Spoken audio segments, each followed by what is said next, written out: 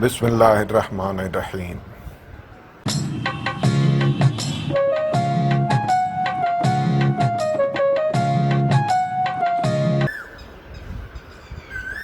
اردو ادب second year.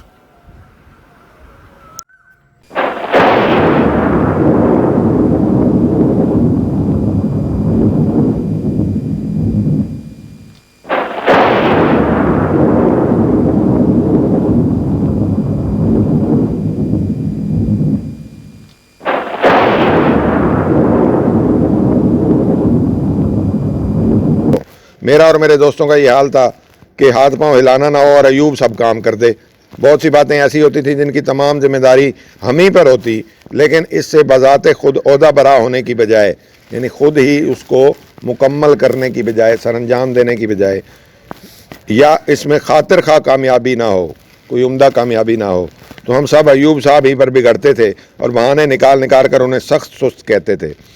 Ayub صاحب معمولی ملگجی شیروانی، میلی شیروانی جس پہ غبار ہو، مٹی ہو، میلی سی ہو، پہنے، ٹوٹا پھوٹا جوتا، میلا سا مفلر گلے میں لپیٹے، جلدی جلدی آ رہے ہیں۔ ہائے ان کا وہ چھوٹا سا قد، مشکل سے 5 فٹ، مشغول و منہمک، مفلر جلدی جلدی کھولتے لپیٹتے، راستے میں ہر ایک سے کچھ کہتے سنتے، گرتے پڑتے چلے آ رہے ہیں۔ ابھی تک جو ہم نے پڑھا تقریباً ہاف سے کم ہے۔ کیا شخصیت ابھر رہی ہے؟ یہ ایک لٹریچر لکھنے والے کا کمال ہے۔ یہی آپ کسی سائنس سبجیکٹ والے کو ایسا بندہ دکھائے وہ کہے گا دیکھنے کے قابل ہی نہیں ہے۔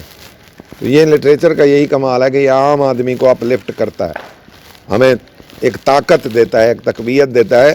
ایوب عباسی کا کریکٹر اگر ایسا ہے تو یہ سبق پڑھ کے آپ کو اندازہ نہیں ہو رہا، آپ اس سے تو کم از کم زیادہ بہتر حلیہ رکھتے ہیں۔ تو کیا اندر سے ایسے ہیں؟ سوال یہ اٹھا رہا ہے رشید احمد صدیقی کہ اندر کی خوبصورتی جو ہے وہ اصل چیز ہے آدمی کی، باہر کی نہیں۔ یہ میٹیریلزم جتنا بھی ہے، کمرشلزم جتنا بھی ہے، یہ باہر پہ سارا اس کا دار و مدار ہے، یہ اندر کی طرف نہیں جاتا۔ یہ اندر جائے گا تو مارا جائے گا الٹا۔ یہ تو مال کما رہا ہے لوگوں کو ٹھگ کے، تو یہ اندر والا جو لٹریری آدمی ہے وہ کہے گا لوگوں کو نہیں ٹھگنا، مرتے مر جانا۔ تو یہ بہت بڑا فرق ہے جو لٹریچر کی وجہ سے کریٹ ہو رہا ہے۔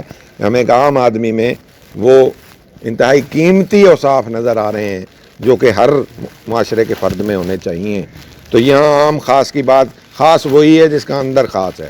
اس لیے ایوب عباسی ہمارا ہیرو بنتا جا رہا ہے۔ عام آدمی، معمولی آدمی، جوتی پھٹی ہوئی ہے، شیروانی پہ مٹی ڈلی ہوئی ہے، ابھی یہاں سے کوئی آ جائے آپ کہیں چل بابا چل، وہ کیا ہے اندر سے، یہ بہت بڑا فرق ہے۔ ایوب صاحب کا گھر 12 مہینے 3rd کلاس کا مسافر خانہ بنا رہتا۔ 3rd کلاس کا مسافر خانہ ریلوے میں ہوتا تھا، پہلے کلاسز ہوتی تھیں، وہاں سب سے زیادہ رش ہوتا تھا۔ جس جگہ کو جو بھری ہوئی جگہ ہو اس کو آپ کہہ سکتے ہیں جی 3rd کلاس کا مسافر خانہ ہے یہ۔ اور ہر طرح کے لوگ ٹھہرے ہوئے ہیں، بالخصوص اعزا یعنی عزیز و اقارب، رشتہ دار اور دوستوں کے لڑکے۔ مجھے یقین ہے اور میں بلا خوف تردید کہہ سکتا ہوں کہ ایوب صاحب کے گھر میں قیام کر کے، ان کے خرچ سے، ان کی توجہ محنت سے، ان کے بل پر اعزا اور احباب کے جتنے لڑکوں نے علی گڑھ میں تعلیم حاصل کی ہوگی، اتنا اب تک کسی اور شخص سے نہ اب تک ہوا اور نہ شاید آئندہ ہو۔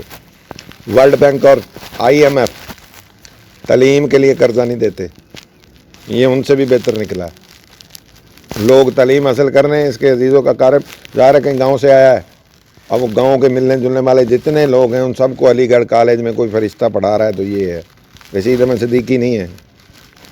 25 بندے پڑھانا آسان کام ہے، صبح بھیجتا ہوں میں تمہارے گھر 20 اسٹوڈنٹ، ذرا رہائش تو دو 1 سال کی، ابھی یہیں بخار ہو جائے گا آدھوں کو۔ 20 اسٹوڈنٹ، چودھری کہے گا بس سارا دن میں گپے مار دیتا ہوں، میں تو 2 بندے نہیں بھگتا سکتا، تجھے کہہ رہا ہوں، ادھر ادھر دیکھ رہا ہے۔ بہرحال یہ اس کے وسعت قلبی، کوئی بہت بڑا امیر نہیں ہے وہ، بات دل کی ہے۔ گھر میں رہنے سے کیا ہو جائے گا؟ اپنا خرچہ کھانا پینا وہ خود کریں گے، کوئی نہیں مرنے لگا، کچھ نہ کچھ تو کرنا، جتنی اس سے ہیلپ ہوگی وہ کرے گا، ان سے کھانا نہیں شروع ہو جائے گا۔ کوئی ہاسٹل نہیں بنا لیا اس نے، فیس نکالو، فری میں رہ رہے ہیں سارے۔ اب کیا ہے جی، ان کے گھر میں طالب علموں کا وہ ہجوم کے اندر جا کر دم گھٹنے لگتا تھا۔ اس سے پچھلا جملہ رہ گیا نہیں، ہو گیا۔ ہر شخص کو کھلانا پلانا سامان دینا ان کی ضرورتوں کو نظر میں رکھنا اور ان کی فکر کرنا. اس کے بعد آفس کا کام دوستوں کا کام کرے. اس شخص کی مشغولیتیں دیکھ کر ہم سب تعجب کیا کرتے تھے یہ شخص زندہ کیسے اور اس کے حواس کیوں کر بجا ہیں.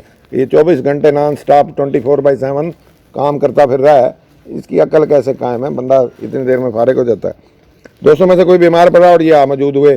رات دن کا مسلسل قیام, پاؤں دبا رہے ہیں, سر میں تیل ڈال رہے ہیں, دوا لا رہے ہیں, کھانا تیار کر رہے ہیں. بیماری میں آدمی چڑچڑا ہو جاتا ہے, چنانچہ اس کی ہر قسم کی زیادتیاں بھی سہ رہے ہیں. بیمار اچھا ہوا تو شکریہ میں بھی سخت سست ہی کلمات کہے. زندگی میں ایسا ہی ہوا. ظاہر ہے یہ موت کے بعد لکھا گیا مضمون ہے, تو مر گئے ہم تو زمانے نے بہت یاد کیا. اس وقت نہیں زیادہ لوگ ویلیو دیتے تھے. انٹرنیشنل ہے لیکن یہ کسی اور کام کے لیے. ایوب صاحب کی سیرت و شخصیت کا عجیب اور نادر پہلو یہ تھا